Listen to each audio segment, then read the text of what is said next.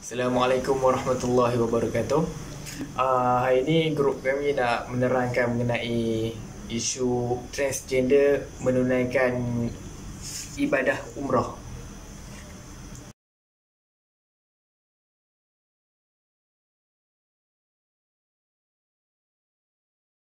Siapa yang tidak teringin jika berpeluang untuk menjejakkan kaki ke tanah suci, namun peluang mengerjakan ibadat itu tidak boleh diambil mudah.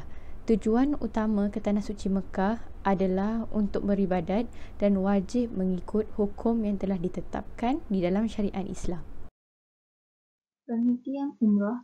Umrah dari segi bahasa ialah ziarah, dari segi syarak pula adalah bermaksud mengunjungi Baitullah Al-Haram di Mekah pada bila-bila masa untuk mengerjakan ibadat-ibadat tertentu menurut syarat-syaratnya. Hukum dan dalil wajib umrah. Firman Allah Subhanahu Wa Taala dalam surah Al-Baqarah ayat 196 yang bermaksud, dan sempurnakanlah ibadat haji dan umrah kerana Allah Subhanahu Wa Taala. Di sini kita dapat lihat bahawa ibadah umrah merupakan salah satu kewajipan yang mesti dilaksanakan oleh setiap Muslim yang mukallaf. Hukum menunaikan ibadah umrah adalah wajib sekali seumur hidup apabila memenuhi syarat-syaratnya. Seterusnya, kelebihan menunaikan umrah. Yang pertama, mendapat ganjaran pengampunan dosa. Orang yang menunaikan ibadat umrah dengan sempurna akan mendapat pengampunan dosa. Sabda Rasulullah SAW, "Al-umratu ilal umrati kafaratun lima bainahuma, wal hajjul mabruru laisa lahu jazaa'un illal jannah." Rawahu Bukhari wa Muslim.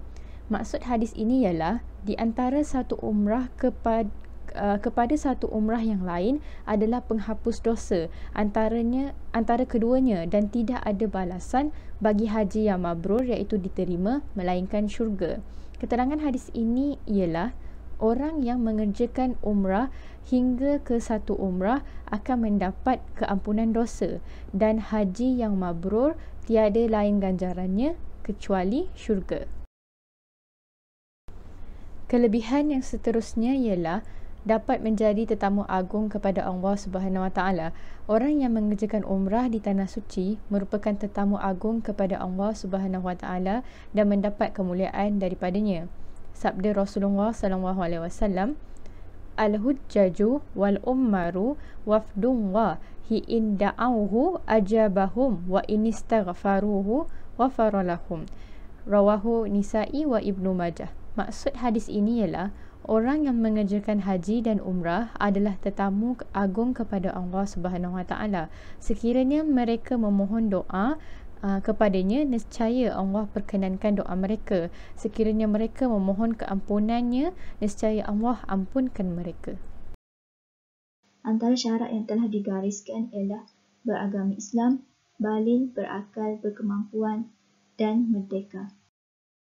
Seterusnya, kita pergi kepada syarat wajib dan umrah. Yang pertama adalah Islam. Ibadah haji dan umrah tidak difardukan ke atas orang kafir, tetapi difardukan oleh orang Islam. Ini kerana maksud ibadah adalah perhambaan diri kepada Allah. Yang kedua adalah balik. Kanak-kanak yang belum mencapai umur balik tidaklah wajib untuk melaksanakan ibadah haji dan umrah. Namun begitu, jika terdapat kanak-kanak yang telah melakukan ibadah haji dan umrah, ibadah mereka dikira sah dan dikira sebagai haji sunat. Mengikut sabda Rasulullah SAW, tidak dicatat amalan dari 3 golongan, iaitu kanak-kanak hinggalah dia balik. Yang kedua, orang yang tidur hinggalah dia terjaga. Dan yang ketiga, orang yang gila hinggalah dia sembuh. Yang ketiga adalah berakal.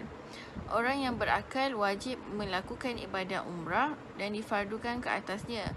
Tetapi orang yang tidak waras tidak difardukan melakukan ibadah umrah ke atasnya.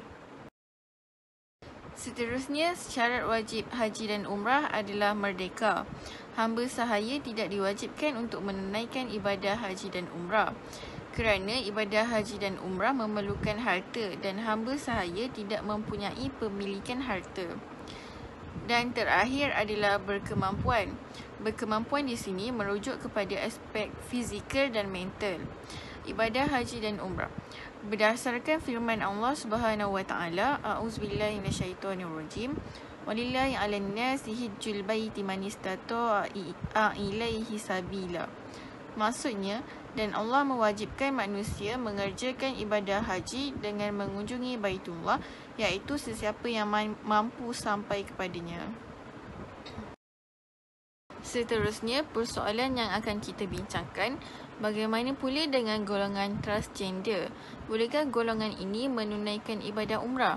Sekiranya golongan transgender boleh melakukan ibadah umrah, bagaimana caranya? Melalui fatwa daripada mufti wilayah, masalah ini disebut oleh para fuqaha sebagai infiqah al-jihah. Maksudnya hukum yang terpecah kepada beberapa bahagian. Yang pertama, wajib bagi seorang transgender ataupun muhannas menunaikan umrah dengan jantina asalnya. Maksudnya di sini, transgender yang ingin melakukan ibadah umrah, mereka wajib melakukan ibadah umrah mengikut jantina asalnya. Yang kedua, jika seseorang transgender mengerjakan umrah bukan dengan jantina asalnya, umrahnya sah jika mematuhi rukun umrah, tetapi perbuatannya tetap haram dan dikira berdosa. Maksudnya, jika seorang transgender ni melakukan ibadah umrah tapi dia tidak melakukan dengan jantina asalnya, umrah mereka sah, tetapi perbuatan mereka dikira haram dan berdosa. Yang ketiga, malah dia boleh dikenakan dam kerana melanggar wajib umrah. Yang kedua, resolusi muzakarah haji peringkat kebangsaan kali yang ke-28 musim haji pada tahun 1433 Hijrah pada kertas kerja yang bertajuk Kunsa dan juga Mukhannas dalam permasalahan ibadat haji. Muzakarah menyimpulkan bahawa bagi mukhannas semula jadi yang disengajakan telah melakukan perbedahan tukar jantina ataupun tidak, dan kes menukar jantina dengan melakukan pembedahan bukan disebabkan keharusan syarak, maka hukum individu tersebut termasuk ibadat haji dan juga umrah hendaklah mengikut hukum asasi kejadian dirinya. Dalam konteks isu ini, viral tentang Muhammad Sajjad pada Februari 2020 yang lalu mengerjakan umrah dengan berpakaian wanita. Wajib secara syarak sebagaimana yang termaktub dalam Al-Quran dan juga hadis untuk beribadah dan berpakaian seperti lelaki. Seterusnya, kita sambung kepada pendapat yang ketiga, iaitu daripada penceramah bebas Ustaz Syed Shahrizan. Beliau berkata, hukumnya harus dan mereka layak untuk mengerjakan umrah selagi mereka merupakan seorang Muslim. Namun, pihak agensi perlu meletakkan beberapa syarat penting yang mana golongan ini wajib patuhi.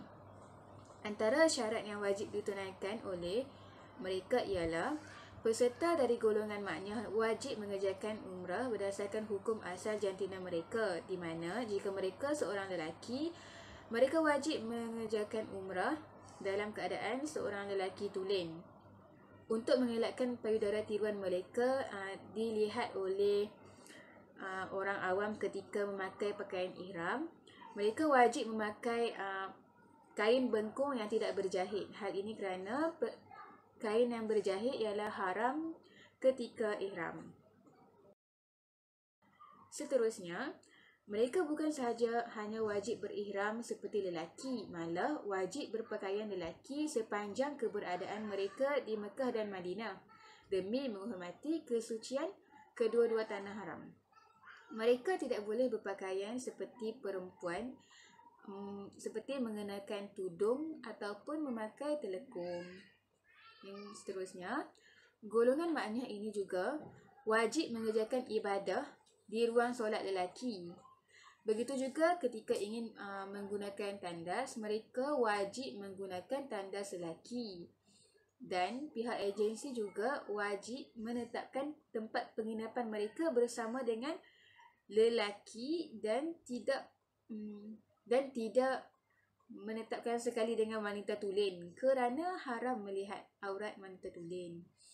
Okey, akhir sekali, jika mana-mana pihak agensi yang tidak menitik beratkan syarat-syarat tersebut atau membiarkan pihak makna ini berkeadaan seperti perempuan, maka ini bermakna pihak agensi tersebut telah bersubahat dengan perkara munkar yang berlaku. Dan bagi Ustaz Syahrizal sendiri, itu merupakan satu penghinaan kepada kedua-dua tanah haram yang mulia.